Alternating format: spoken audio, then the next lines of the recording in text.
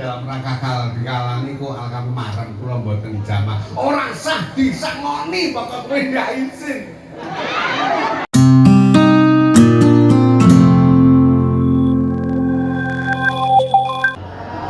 Assalamualaikum warahmatullahi wabarakatuh.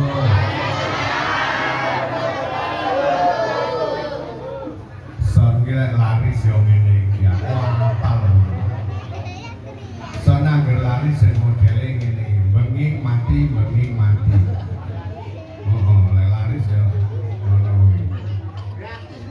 Siji mergo laris, loro sosok sing nata indak ramas. Mergo aku biyen yo tau duwe son model. Ngono kuwi.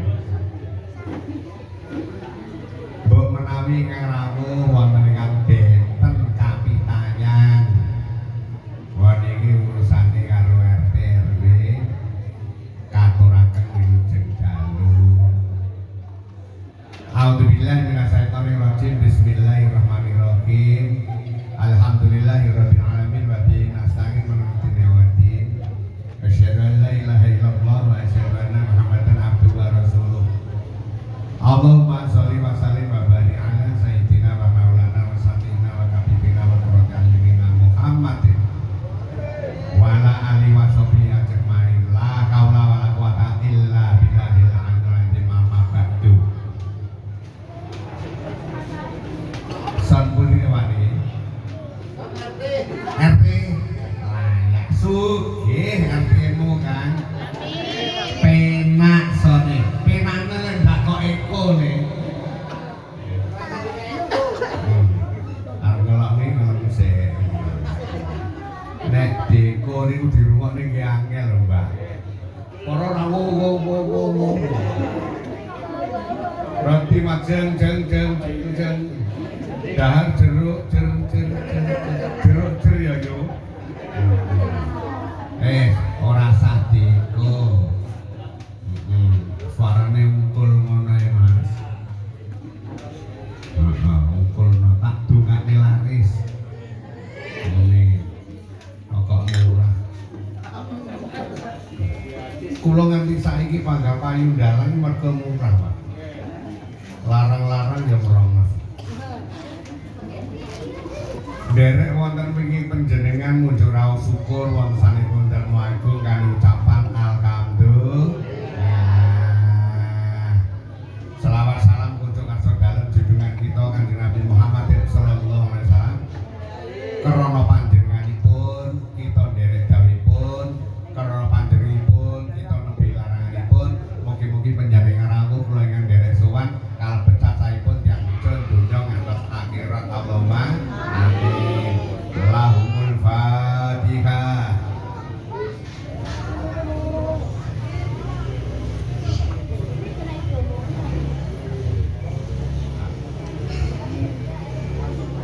Ibu-ibu, bapak-bapak, warga ing RT 1 RW 3 Kelurahan Pakunden Kota Blitar ingkang dipun mulyakaken dening Gusti Allah.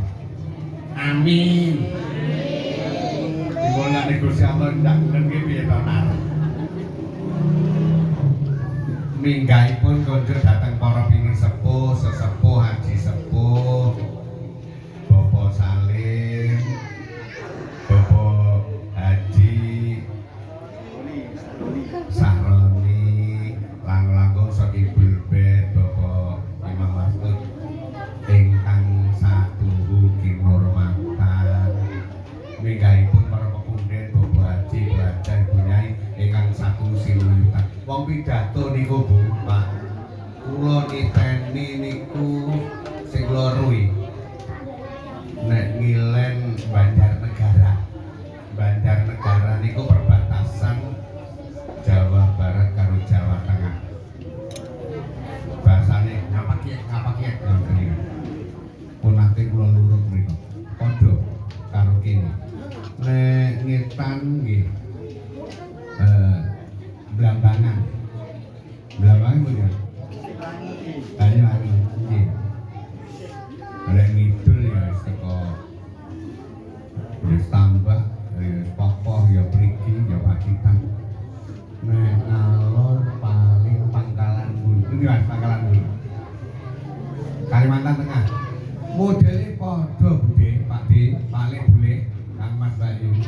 nek wis mukadimah wi mesti sing dihormati mesti kiai dhisik.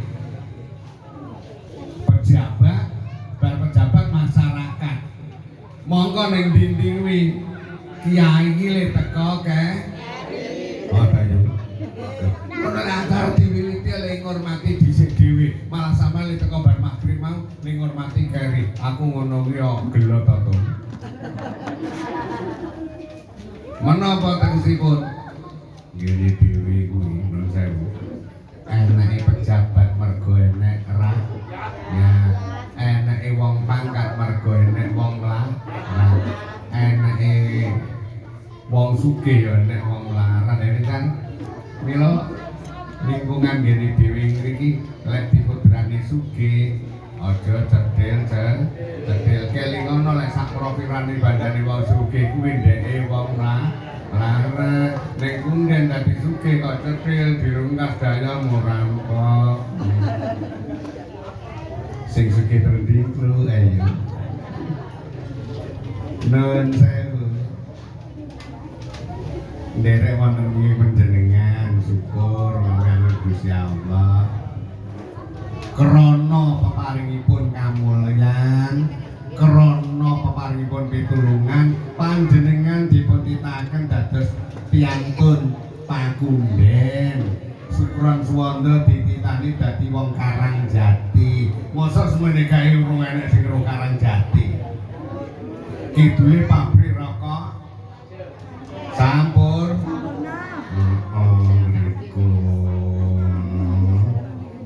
Krana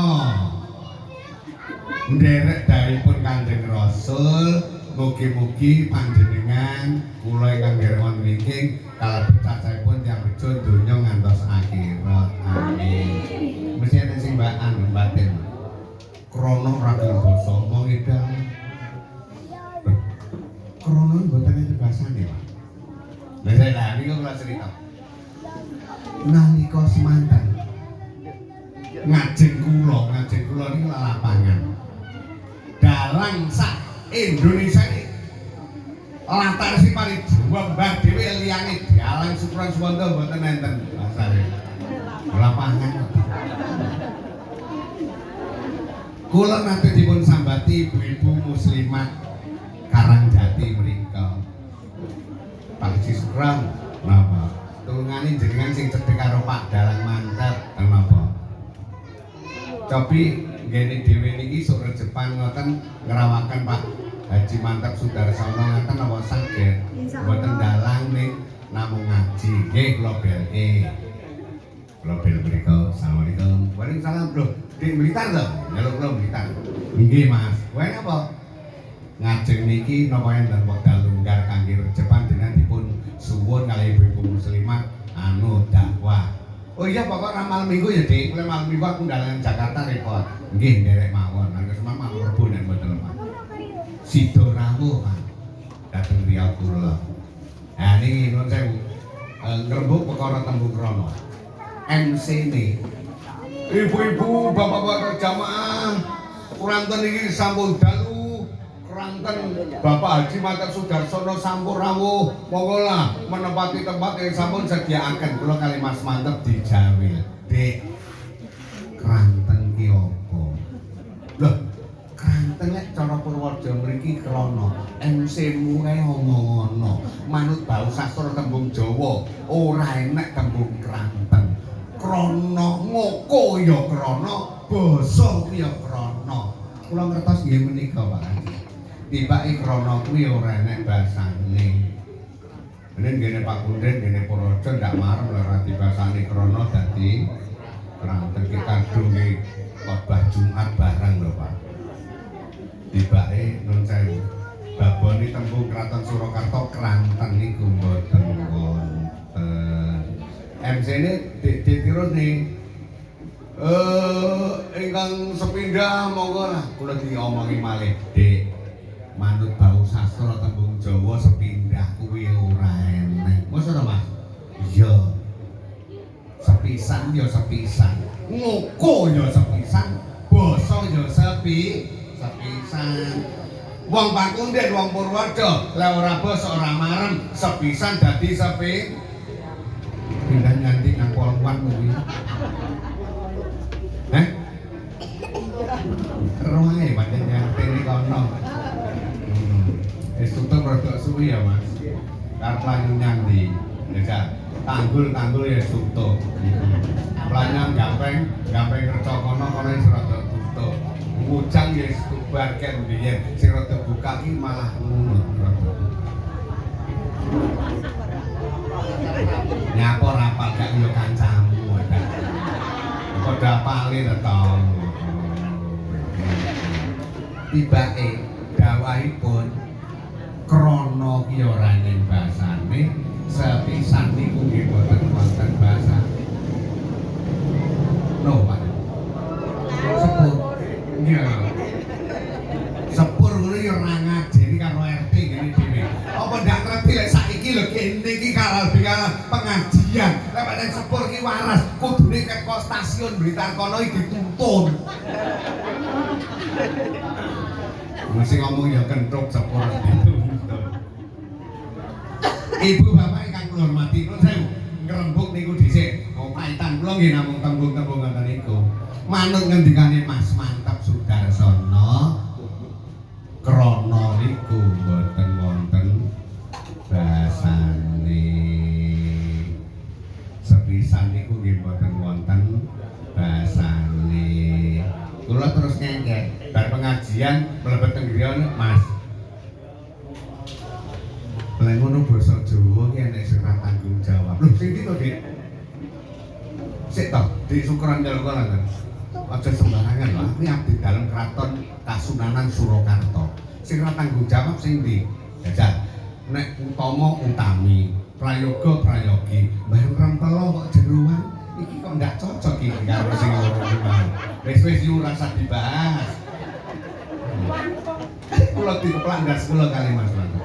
Nuwun sewu, kira-kira Kyai Pakunden yo dereng patek paham. Pak Mantep ki sejatine agamane ora Islam ning biyen Katolik.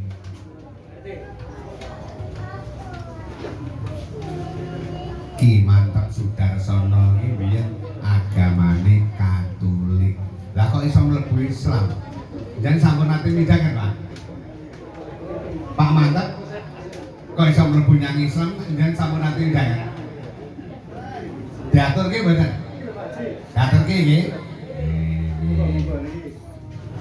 Monggo-monggo rati idul mawon anu Pak Disalih. Ngaten. Tatah lepatan yo bangsane Allah. Nggih. Gerah napa kok dipun-tutupi saking itu? Nggih, lah piye lek ngomongne? Engko dhewe sangku yo ndak ngerti. Nggih. Pun amrih-amanipun nggih ngaten mawon napa nggih? Napa sih? Penyan tak dongane panjang yuswa. Dawa umure. Wong kunden kabeh entek sampean panggah urip.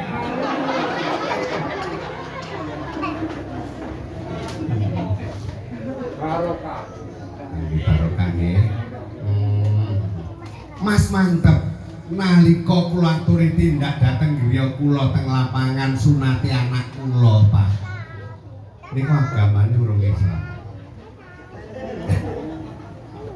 Nggih kula rumiyin lek kula nyunani sasine ruwah kula kelingan. Bleng mlebu wulan poso, pertengahan poso niku lho Kang, kula dibel kali Mas Mantep niku. Di syukuran lho, Mas Mantep. Heeh. Wonten dawuh Mas. Iki sing sore iki jenengan lunga apa ora? Kisah pundi to Mas? Kowe kena sasine poso ngaten. Aku sesuk sore dalan sampean nusul gede. Loh, dalang teng pundi Mas? Poso-poso. Dalang yang seminari. Seminari pundi? Prisa nggih. Lor dalan nggih. Yang seminari. Nggih Mas. Gandeng kula ngaku nek niku kakang kula nggih guru kula sida nusul. Nuwun sewu. Wayangan rampung enjing niku wulan poso lho Mas. Medhun king panggung niku Mas Mantep kok ngejes nirek nyumet rokok kula kaget lho. Iki poso-poso ning ngono. Apa ya poso? Wonten apa mboten, Pak? Wayahe sasi poso ke agamane Islam tiba ya ndak poso enak ora, Mas? Wong iki teko.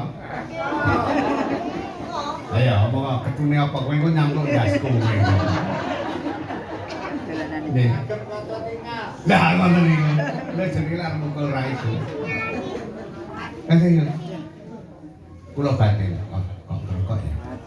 Lah kocapon nuwun sewu Bu. Pak. Kula niku nek teng Solo sapa kula kenal Karang Pandan. Karang Pandan iki tane Karanganyar daleme Mas Mantep. Nuju sawijining dina. Mas Mantep niku lek krama kali Mbak Yu Sri Suwarni lah kagungan putra kalih. Krama kali Mbak Yu Sri Suwarni iki rabi sing ping 5. Kosek tau, kowe paling mau pengen. Banten kene. Mas Mantep ini modelnya ngeten, Mbak. Kawin cerai ngoten. Mboten kok bojone 5 niku mboten. Kawin cerai ngoten. Lah, model kira-kira anak sing diterai wong patian. Angger rapi dikekne omah, sajake ndak cocok terus pisah. Lain pisah ngoten niku, omahe diweni niki wau bojone tilasan Mas Mantep wis mulih wong-wong tok ngono kuwi. Werek ngoten niku. Nah, pocapo nalika krama kali Mbak Yu Sri Suwarni duwe anak loro lanang kabeh. Nek mboten lepat Mas Danang Suseno kalian Mas Gatot Suseno. Sing Mas Danang Suseno ki kelas 6 terus adik iki kelas 5. Pripun Bu? Dari sing kangen karo adik kok cuwedhek ngono ki nek cara kunden lingkarane piye? Nyundul apa to kan? Aku ya bingung lho kok jawab kesundulan sundul. Nyundul apa kuwi? Ya Allah. Lah yang ngono kuwi lho Kang. Wong Jawa iki omong nek model kesundulan. Sasamene bocah iki rada gedhe, sapadha putu kula ngeten iki. Dinane Jumat, Pak. Dinane Jumat, cah loro ki arep Jumatan nggawa payung. Kok kene lek Jumatan teng Suhada Haji mriko. Ditakoni oleh Mas Mantep. Nang jane lek ndi? Badhe Jumatan, Pak. Lha iku teng kok ngene iki kula sepun payungan. Ben diterne sopire bapak mulih. Melampah mawon kali kuceh, Pak. Mlaku kok kene tekan Suhada Haji. Lah Mas Mantep tukul penggalihe. Iki lek ndak tak gekne masjid le jemuan panggah kadoan. Kula balen. Cah loro lek ra tak gekne masjid le jemuan kadoan. Gandeng zaman semanten Mas Mantep iki dalang kondang dalang sugih. Terus nalika teng Jakarta mampir sowan dhateng Gus Dur. Gus, saya Mantep Sudarsono, agama saya Katolik. Saya apa boleh Gus mendirikan masjid? Gus Dur piye? Boleh saja, enggak masalah. Saya kan Katolik. Pak Mantep kan sudah niat, gitu saja repot. Omong persis kowe. Kowe arep ngomong. Niku lek mboten Gus Dur apa enak to? Wong Katolik arep ngedekne masjid oleh niku. Ya, krana menapa Pak Bu? Gus Dur ki cara layangan kenure layangan lek kenure dawa mbok jam 8 ngene iki panggah mumbul ning sawah lor kono mergo bolahe dawa. Layangan sing gampang ndak mumbul warna naji lek bolahe cendek. Ya iya ngono lek bolahe cendek ya gampang ngelobi. Enak ora ya ngono kuwi. Wis gojangan kok diloloni ngono wis. Bareng pun dipermilani kali Gus Dur gawe masjid ki ndak tarian yo. 3 sasi setengah dadi 3 sasi setengah ndak tarian. Lah modele tang lek nyegati wong liwat kendaraan iki to. Oh, wong dalan wong liwat kendaraan dicuwegati ngono. Mas Mantep mboten. Nyapa tarian? Kadon, oh ye, ini bayarannya piro jaman ini? 1,800.000. Ayo, 1,800.000 kuwi dodol tahu pirang dina.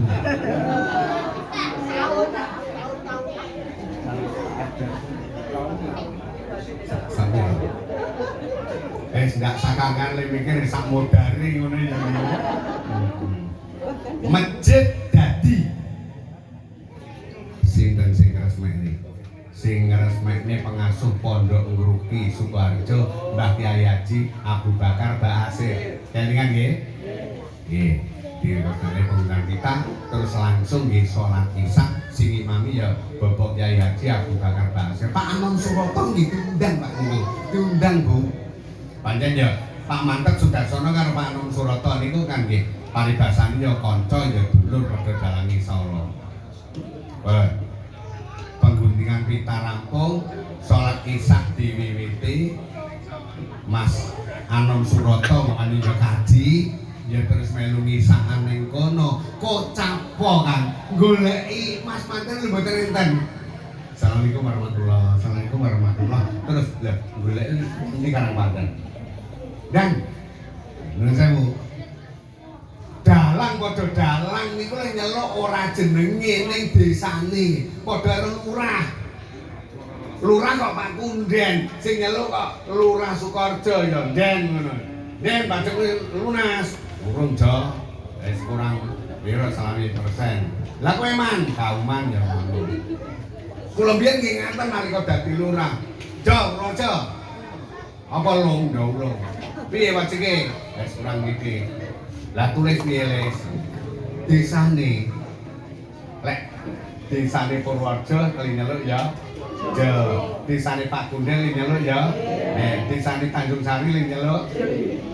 Mbatune nek desa Jurang Kuali ling nyeluk piye Kang?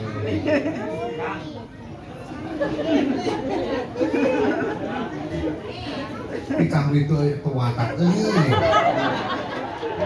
Engko aku ya ndak takon karo wong kono. Lah kula tas miliki kangen kali anak kula Dokter Retno Dewati teng Surabaya ning liwat kulon, liwat Driyarejo. Lah kuwi nek kono ki bleng mlebu kok enek desa jeruk. Kuwi lek nyeluk cara kene piye? Renjer kuwi Pak ya. Wong iki. Nah, Mas Mantep tekani karo Mas Anom Suroto. Dan Karang Pandan.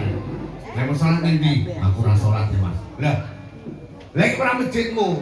Heeh. Lah kowe ora salat, aku Katolik ya, Mas. Mas Anom Suroto ndak pamitan Pak Disare. Langsung mulih. Alang keduk kira-kira. Nuwun sewu Gusti Allah. Lek gawe lelakon mboten kena dibantah. Bareng masjid dadi tah loro putranipun niku mboten tau mulih Bu. Sekolah budal koma jih mulih sekolah mulih nyang masjid. Mbak Yu sering sepakni terus nyang masjid. Sing dalem kira-kira 35 meter mengulon. Nang janang apa Bu? Kaya di masjid dhewe to lele. Yo mulih. Mosok angger mangan dadak ngirimi, engko mangan sekolah kok masjid, mulai sekolah nyang masjid. Piye yu jawabe? Kula purun wangsul nek bapak pun mlebet Islam. Iki sing waras anake kok sing doyan. Lah iki lajeng. Mas, apa? Tang loro gelem. Ora gelem mulih terus gelem mulih nek sampean wis mlebu Islam. Nalika semanten boten Suroto Mas Mantep tur nyeluk ulama, nyeluk kiai kon nyahadakne. Nggih, wiwit niku Mas Mantep maca kalimat pangeran wujudne syahadat. Asyhadu an la ilaha illallah wa asyhadu anna Muhammadar Rasulullah masuk Islam. Bar masuk Islam plek ngoten niku bablas nyang ngene depak daftar kaji mbuh piye carane pokoke aku tak ndang budal nyang tanah suci. Angel Pak model ngono kuwi. Rukun Islam ini syahadat, salat, zakat, poso, kaji. Nek mantep mboten. Nggih, bar syahadat ki kaji. Angel beli model ngene iki. Cangkepipun suwe duit ngono kuwi. Sak miliar 800 Pak. Kuwi ora masalah. Parkir ning zakat haji berarti orang dulu. Alhamdulillahirabbil alamin. Mas Edi, kalau semanten tindak dateng griya kula dipun timbali sowan wonten ngarsa panjenengan lebetipun adicara ing sampun kaserat ing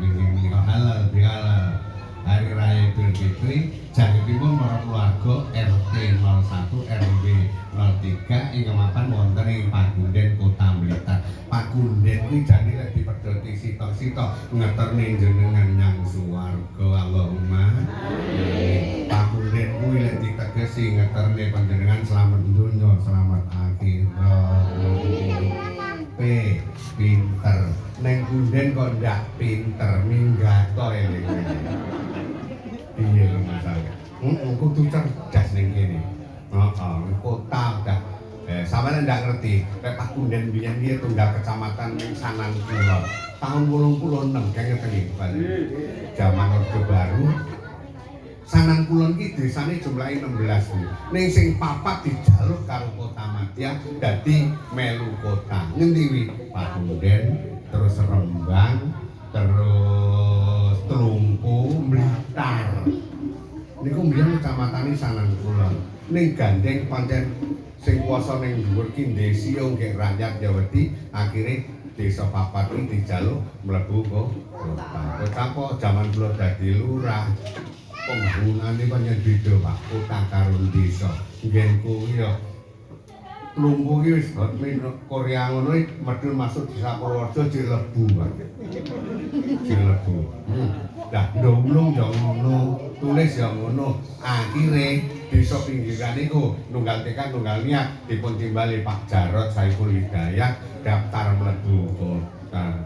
Bareng aku mlebu blenggawa bis karo kancaku nang ngene rumah dinas wali kota konangan karo Pak Muhadi Bupati Blitar. Esuk langsung cangkeme sing ngomong ditimbali. Wah ngedemi negara dhewe ilang. Ngono, lha kula kan dalan. Wis masuk ke rumah samu ki piye? Lah kula manut rakyat kula. Desane nggih kula nggih mboten karo-karuan. Terus nggih kota wis rawasik muwening nggih kula tasik lebu. Wis rasa reno-reno. Alhamdulillah bar niku lek sesasi ngono terus diaspal karo Bupati Alkando. Tak gane wayang aku ngerti lek sing di omah ndak kuat nanggap. Ya nesu, foto ndak nesu lah. Lah politike, aku iki kongkonan endi kon nyang Karangjati, kula sowan ora sanggo gamelan, ora sanggo yoga, ora sanggo sindet, cangkeme dalang sitok mawon. Lah niki kan penak. Umpama sayagane sak sinden ora ngingoni wong 70. Lah sing telu mek dalang itu mek congor sitok. Politik ngono ki modele. Warai yang sami rawe yang satu kehormatan. Nek para sepuh ing Kukuban mriki ya notok ana notok pingkol mrika ora enek sing nganggep aing karo Sukron Suwanda. Kula niki dudu mubalek, kula niki dudu ustad, kula menika dudu syekh. Kaget ya Mas? Aku yo kaget kok. Kula niki seniman nggih. Seniman kuwi apa? Seniman itu orang yang dititahkan oleh Allah banyak seni. Seniman ini mesti sugih seni. Jutawan sugih jutaan, gunawan sugih guna, hartawan sugih harta, Taiwan sugih mergo nyuwun. Ngoten ya. Aku sendok iki malah muni sugih Taiwan iki seni. Kula nika dalan. Kula mboten nutup mripat. Kula mulai ditangkap pertama kali nggih wonten Patian mriki. SD Patian niku nyetan Siti Ler Magi. Lali aku jenenge. Sapa? Awan kok iki. Heeh, nalika semanten. Iki pertama kali. Mila Patian Pagunden mung Sukron Suwanda iki sejarah. Sareng Mas Edi tindak griya kula dipun timbali dalam rangka kala niku alkami marang kula mboten jamaah. Ora sah disangoni pokok kowe ndak izin. Wis ta yo ngundarani bojong kowe kok. Maimu aja ngono nar. Iya. Jangkepipun orang sami rawuh ingkang sinuba kehormatan. Anggen kula matur mesti adhedhasar seniman mboten padha kalih para-para mubalek, para-para ustad. Nanging nadyan modele ora padha, hendinge cara sinetron padha. Nderekaken panjenengan amri salam dunya akhirat selaras karo Pagunden iki wau. apik tegese pinter. Muga agamane kuat. Wong pinter nek ndak disasari agamane sing kuat, kuwi kok pinter sing yo Mbak. Mbak